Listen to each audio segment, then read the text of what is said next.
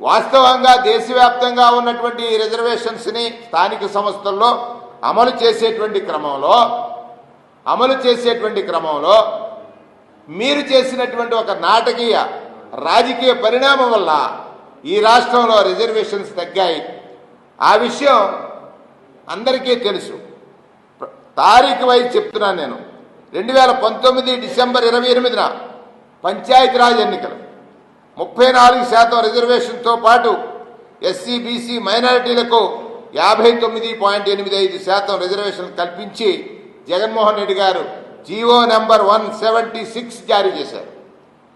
20 జనవరి 8న high court తీర్పు 59.85% రిజర్వేషన్లో స్థానిక సంస్థలో ఎన్నికలు నిర్వహించమని హైకోర్టు తీర్పిచ్చింది.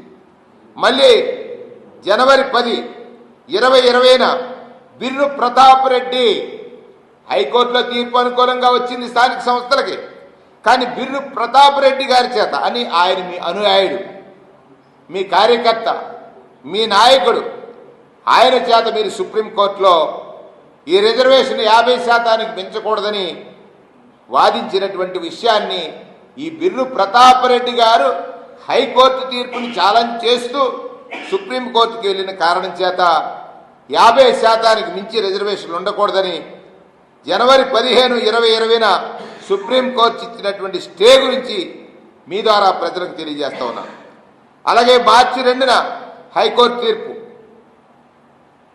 టీడీపీ నేత వేసినటువంటి కేసుపై స్థానిక సంస్థల్లో ఈ ప్రతాప్ రెడ్డి గారు వేసినటువంటి కేసుపై స్థానిక సంస్థల్లో 50% మించి రిజర్వేషన్లు అమలు చేయకూడదని ఒక ఆదేశాలు వచ్చాయి.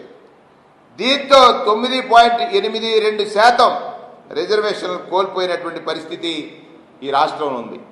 అంటే రిజర్వేషన్లు కల్పిస్తూ జగన్మోహన్ రెడ్డి గారు తీసుకున్న నిర్ణయాన్ని హైకోర్టు సమర్థిస్తే సుప్రీంకోర్టులో ఛాలెంజ్ చేసి బిర్రు ప్రతాప్ రెడ్డి గారు అనేటువంటి మీ అనుయాయుడు చేసినటువంటి దానికి రిజర్వేషన్ లేకపోతే 34-24 అయిపోయిందని, దానికి కారకుడు జగన్మోహన్ రెడ్డి గారని